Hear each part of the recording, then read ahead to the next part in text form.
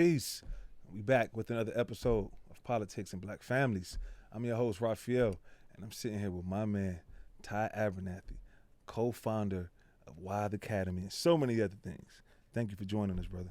Thanks for having me, Raph. Good to be here. Yeah, I'm glad you came. I've been reaching out to you back and forth trying to get on your schedule so you can come and sit down and talk to us about how you're disrupting education, man. Right? Like I discovered you.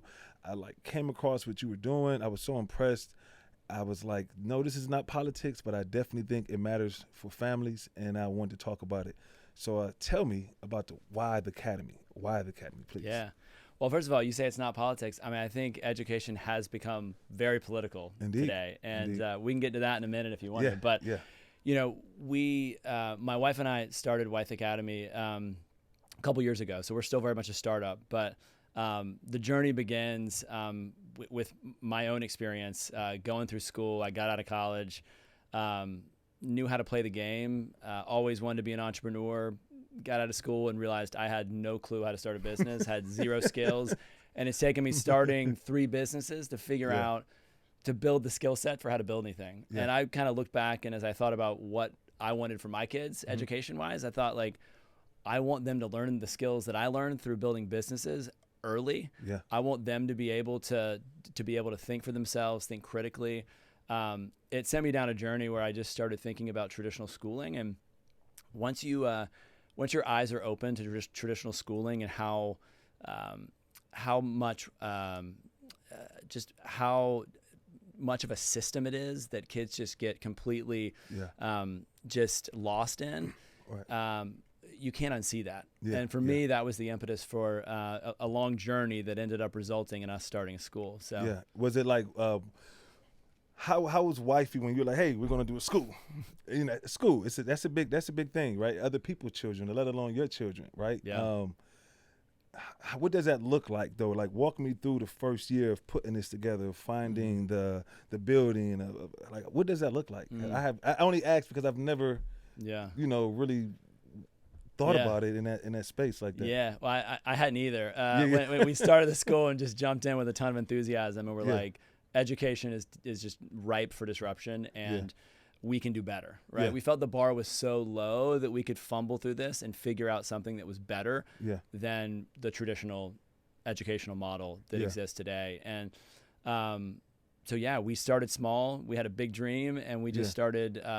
My background's I'm a tech entrepreneur, so I've started a couple startups, and the way that you build. He's such a humble guy. They like VC funded and everything. Like I looked him up. Like, these are like big. I'll let him talk. Go ahead. Well, in startup world, it's just a basic principle that you are always iterating, right? You're always evolving, and so we kind of started the school thinking, let's start with an idea of let's flip the model on its head. Let's get the clash. Let's get the teacher. Let's get rid of the teacher, if it's a traditional means, and the chalkboard where the teacher stands and educates our kids, and instead, let's flip it on its head and start thinking about what if children didn't look to adults for the answers? What if they had to find their answers for themselves? What if at the age of 4, 5, and 6, they start developing critical thinking skills themselves? Like, what would be possible in a world where that was how a child begins their experience, right? And so that was the impetus. And so we can talk a bit more about the model if you want to, but we just let's go into it. Let's go into the model. Yeah, we flipped it on its head. So if you walk into Wythe Academy, there are no teachers, right? We have guides. The classroom is Socratic, right? So we've talked a bit about Harvard Business School, but like we kind of stole a page out of their playbook. Like, if you go into a classroom at Harvard, their business school, it's entirely Socratic. Everyone's sitting around a room. The guide is there to facilitate. He or she's not answering questions, but engaging in rich dialogue, and that's what we wanted.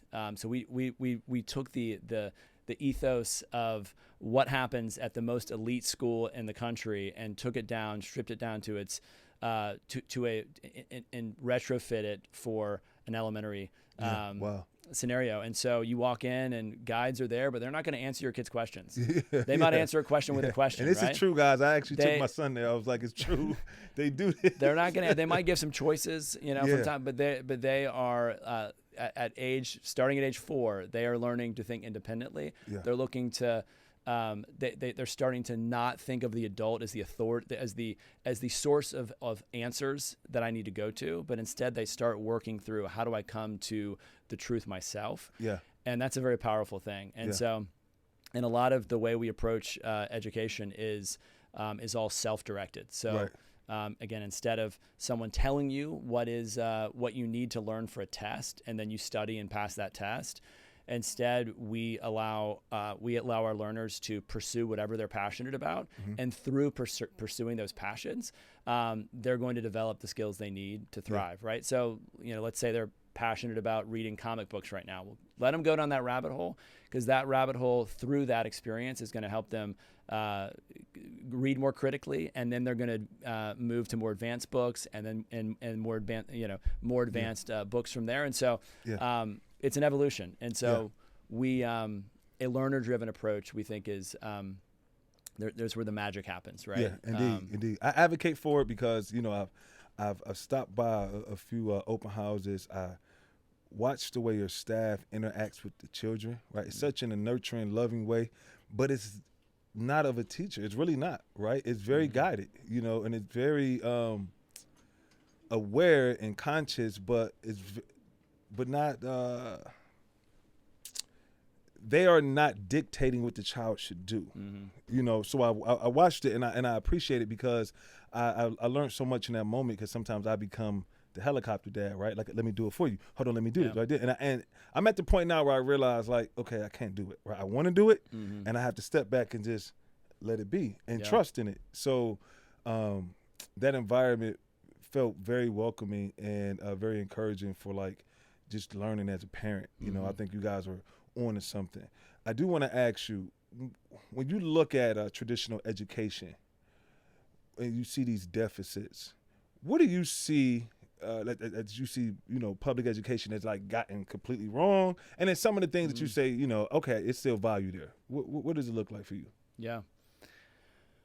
So, I'll kind of preface it where, as a parent, we're all on our own journey, right? And so there's not kind of one size fits all. So what I'm about to say is my lived experience. But, I think when I look at traditional education and the model, I step back and I think, what are we teaching our kids through the rhythms of the day, through the structure of how schooling takes place, right? What we're teaching them is how to be told what to do, and then to go about and do that thing, right? They're being told the answers, and then they need to regurgitate those answers, right? And so every grade just is designed to help you pass the next grade, the next set of tests, and that's not how the real world works at all. Right. So where education is at its best is when you create an environment that is in our studios, we try to create a microcosm of the world at large. So, like, that can be messy sometimes, right? But it's like, we want kids to struggle. Yeah. We don't want to give them the answers. We want them to work through those. We want them at an early age to, like, our kids are starting businesses at an early age. They're getting apprenticeships. They're having to go after apprenticeships starting in middle school and actually do work in the community. Yeah. Right? Like, we do a business fair once a year where they're starting companies and they're selling goods and services to the community. They talk me out $100, guys. I'm telling you, these good, kids right? are sharp. They're hustlers. They're hustlers. They get it. But we one of the kind of core ideas behind the school is that we wildly underestimate what our kids are capable of, right? So we say, traditional school is great, right? But it robs them of their spirit. It robs them of that creative energy and that love for learning that they just have out of the womb. They just come out, excited to learn. They soak things up like a sponge.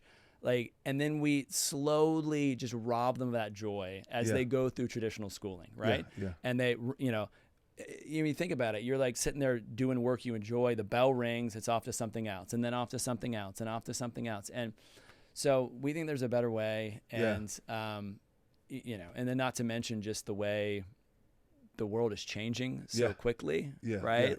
Indeed. AI. You think about what our kids are going to need in the future. Like the world is changing. The way it changes every day. You wake up and there's a new thing. You know, I guess we call it evolution, right? It's moving a little bit faster, and that was one of the reasons why I was drawn to what you and your wife were doing over at Wythe Academy, right? I just say, like, I've seen nothing like it. You know, like, you take a couple models, you're mixing things, you're like, then it's like so much personality to where I think, you know, the selling point is once they meet the founders, they'll be like, oh, I get it, right? Because you and Kristen raised an incredible family, and your approach to just problem solving and being open-minded, I think it just shows up in the school, right? So you guys are doing a great job there.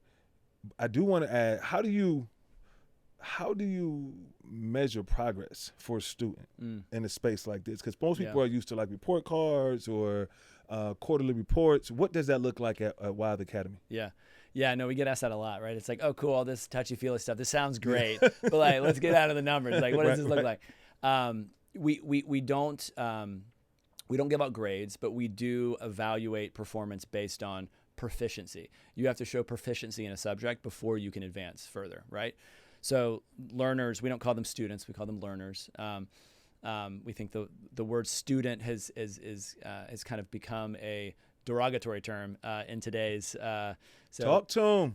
Yeah, right. So we call them learners, and learners are setting their own learning goals. So they'll actually sit down with a guide every 6-week sprint, and they'll set their learning goals themselves.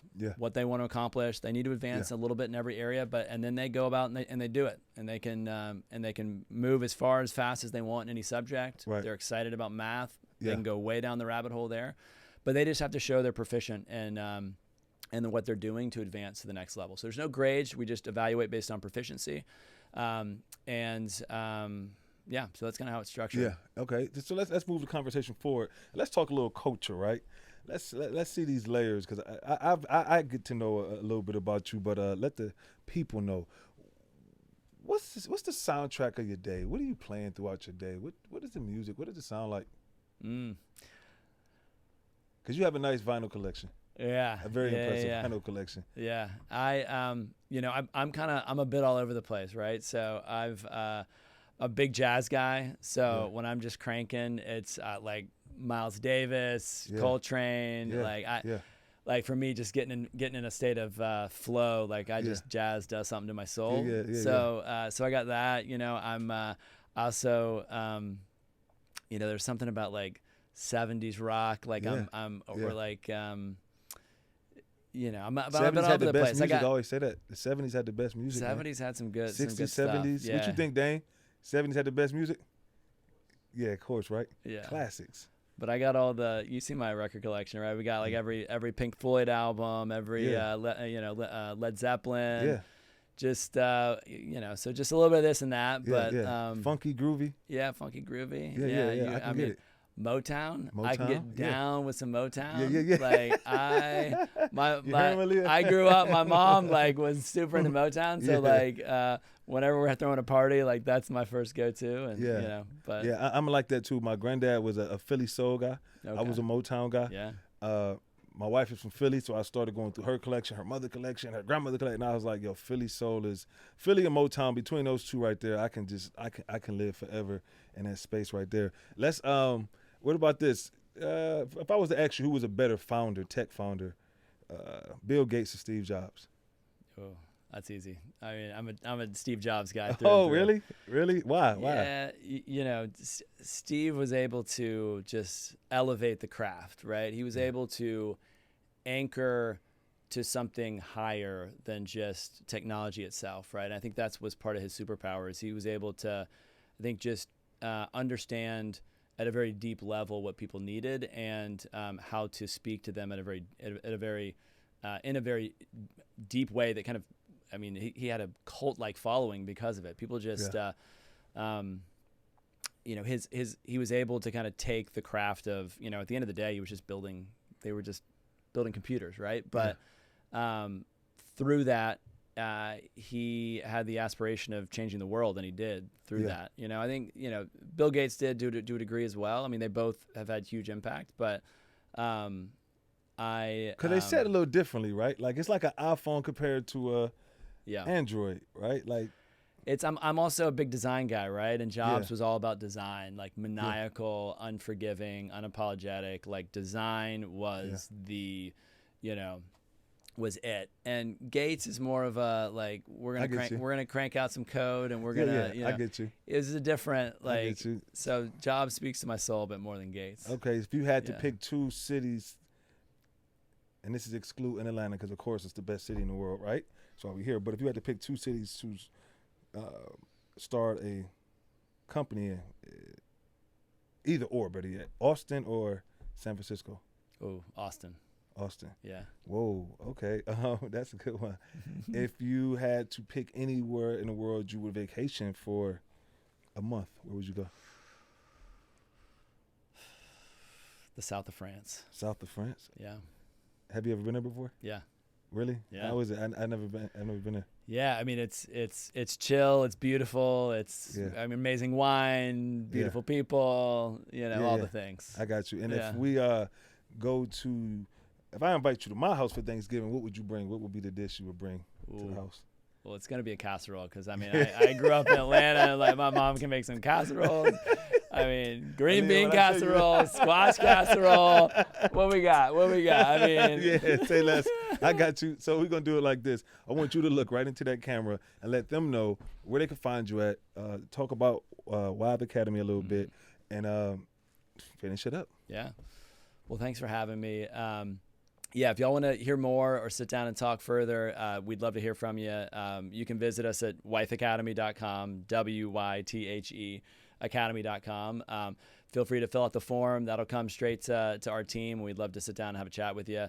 But we've got a big vision for what we're trying to create here in disrupting education.